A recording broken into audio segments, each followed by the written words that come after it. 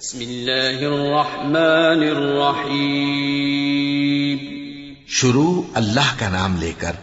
جو بڑا مہربان نہایت رحم والا ہے۔ سب تعریف اللہ ہی کو ہے جس نے اپنے محبوب بندے محمد صلی اللہ علیہ وآلہ وسلم پر یہ کتاب نازل کی اور اس میں کسی طرح کی کجی اور پیچیدگی نہ رکھی،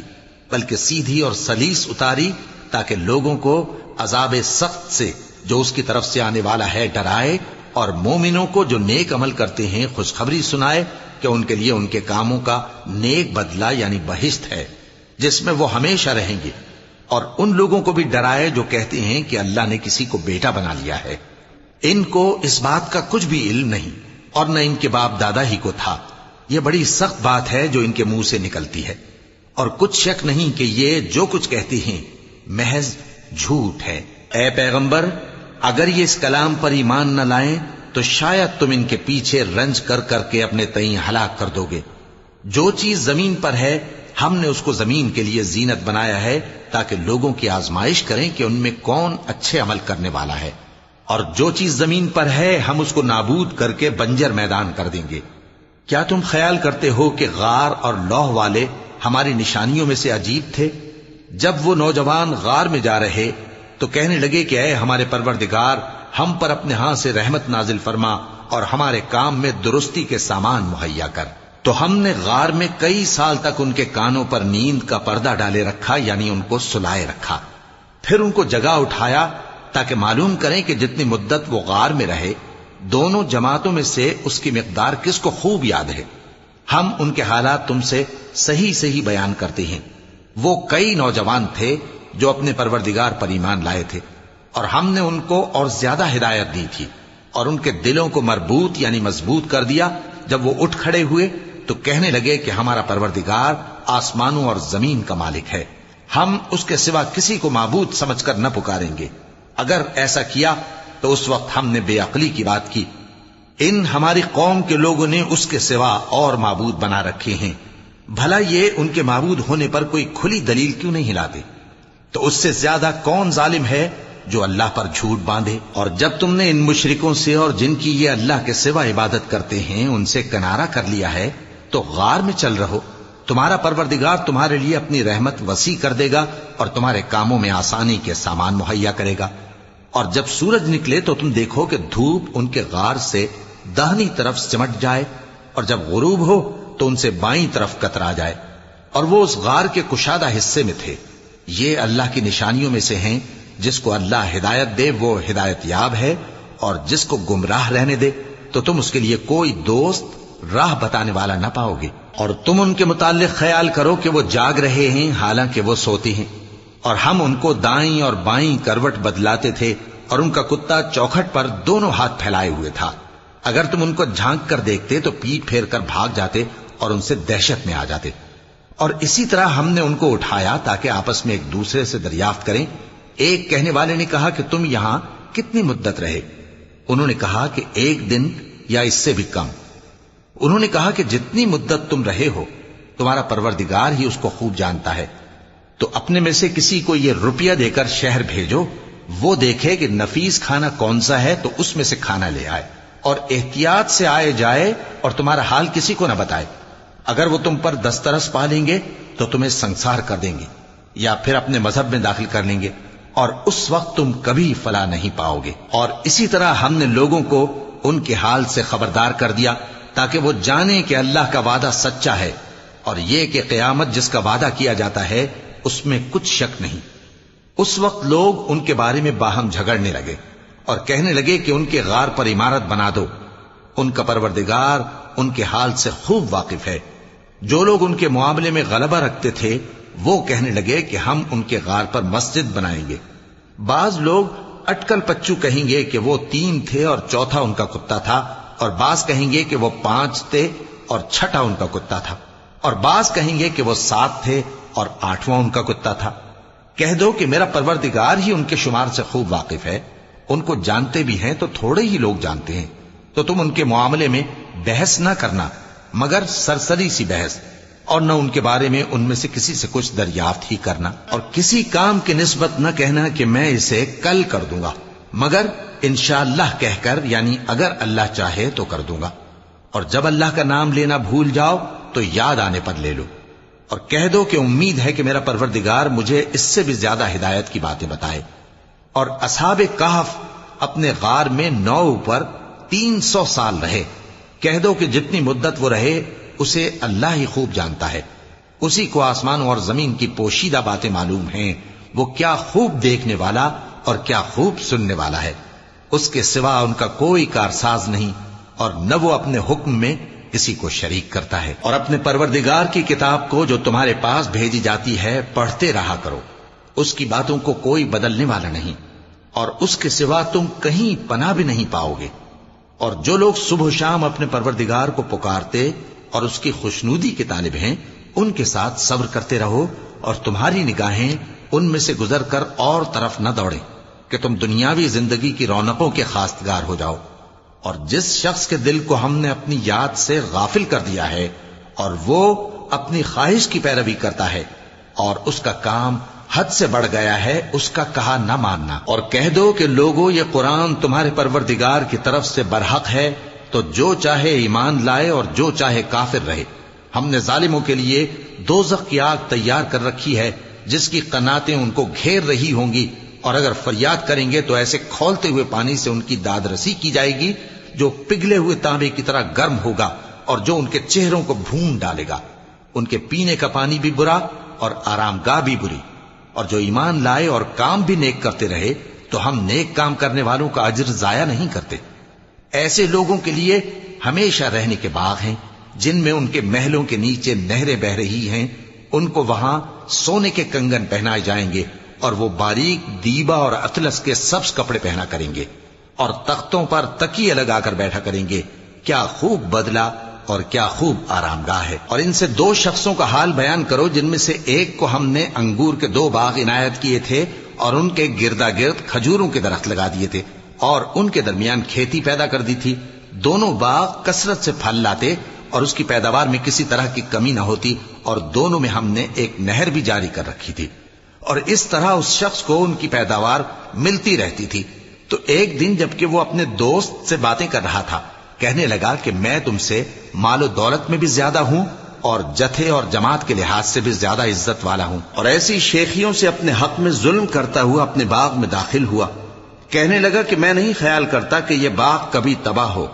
اور نہ خیال کرتا ہوں کہ قیامت برپا ہو، اور اگر میں اپنے پروردگار کی طرف لوٹایا بھی جاؤں تو وہاں ضرور اس سے اچھی جگہ پاؤں گا۔ تو اس کا دوست جو اس سے گفتگو کر رہا تھا کہنے لگا کہ کیا تم اس ذات سے کفر کرتے ہو جس نے تم کو مٹی سے پیدا کیا، پھر نطفے سے، پھر تمہیں پورا آدمی بنایا؟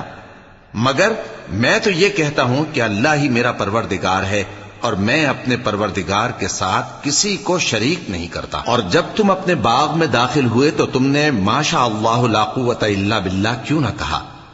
اگر تم مجھے مال و اولاد میں اپنے سے کمتر دیکھتے ہو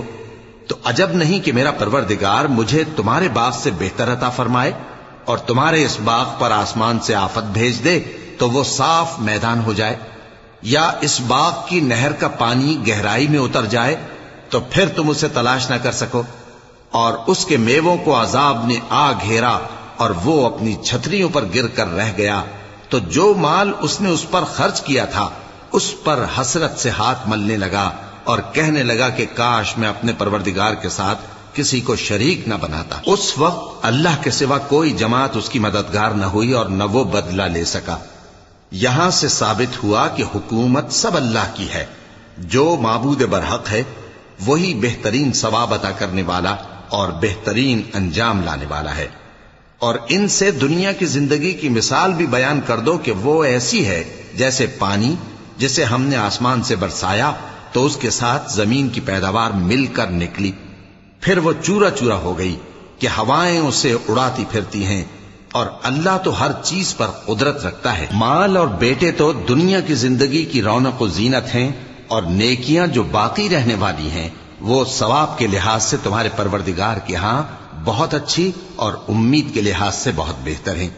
اور جس دن ہم پہاڑوں کو چلائیں گے اور تم زمین کو صاف میدان دیکھو گے، اور ان لوگوں کو ہم جمع کر لیں گے تو ان میں سے کسی کو بھی نہیں چھوڑیں گے، اور سب تمہارے پروردگار کے سامنے صف باندھ کر لائے جائیں گے، تو ہم ان سے کہیں گے کہ جس طرح ہم نے تم کو پہلی بار پیدا کیا تھا اسی طرح آج تم ہمارے سامنے آئے، لیکن تم نے تو یہ خیال کر رکھا تھا کہ ہم نے تمہارے لیے قیامت کا کوئی وقت مقرر ہی نہیں کیا، اور اعمال کی کتاب کھول کر رکھی جائے گی تو تم گناہگاروں کو دیکھو گے کہ جو کچھ اس میں لکھا ہوگا اس سے ڈر رہے ہوں گے، اور کہیں گے ہائے شامت، یہ کیسی کتاب ہے کہ نہ چھوٹی بات کو چھوڑتی ہے نہ بڑی کو، کوئی بات بھی نہیں مگر اسے لکھ رکھا ہے، اور جو جو عمل کیے ہوں گے سب کو حاضر پائیں گے، اور تمہارا پروردگار کسی پر ظلم نہیں کرے گا۔ اور جب ہم نے فرشتوں کو حکم دیا کہ آدم کو سجدہ کرو تو سب نے سجدہ کیا مگر ابلیس نے نہ کیا، وہ جنات میں سے تھا تو اپنے پروردگار کے حکم سے باہر ہو گیا۔ کیا تم اس کو اور اس کی اولاد کو میرے سوا دوست بناتے ہو، حالانکہ وہ تمہارے دشمن ہیں، اور شیطان کی دوستی ظالموں کے لیے اللہ کی دوستی کا برا بدل ہے۔ میں نے ان کو نہ تو آسمانوں اور زمین کے پیدا کرنے کے وقت بلایا تھا اور نہ خود ان کے پیدا کرنے کے وقت، اور میں ایسا نہ تھا کہ گمراہ کرنے والوں کو مددگار بناتا۔ اور جس دن اللہ فرمائے گا کہ اب میرے شریکوں کو جن کی نسبت تم معبود ہونے کا گمان رکھتے تھے بلاؤ، تو وہ ان کو بلائیں گے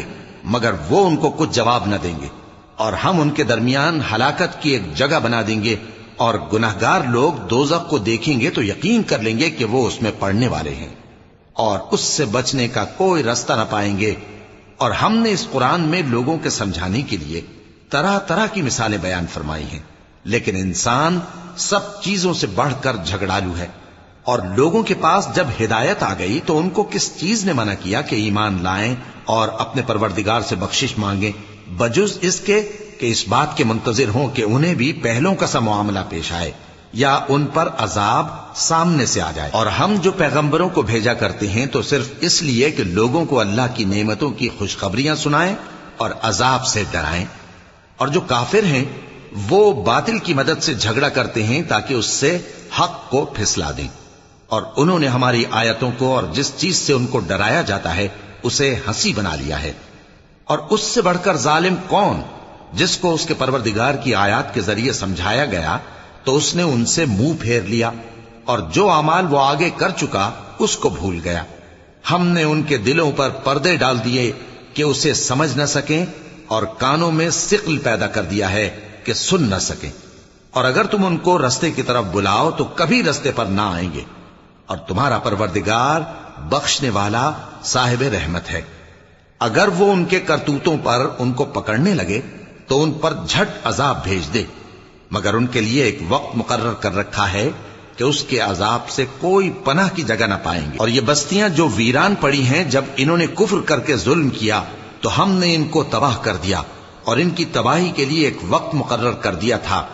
اور جب موسیٰ نے اپنے شاگرد سے کہا کہ جب تک میں دو دریاؤں کے ملنے کی جگہ نہ پہنچ جاؤں ٹلنے کا نہیں، خاص صدیوں چلتا رہوں، پھر جب وہ دونوں ان دریاؤں کے سنگم پر پہنچے تو اپنی مچھلی بھول گئے،